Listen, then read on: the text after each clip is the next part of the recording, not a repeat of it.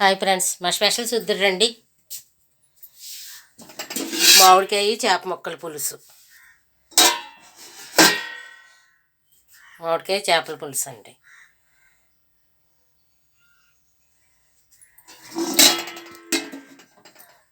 Brown rice, చింతకాయలు చేప ముక్కలు ఇగిరండి.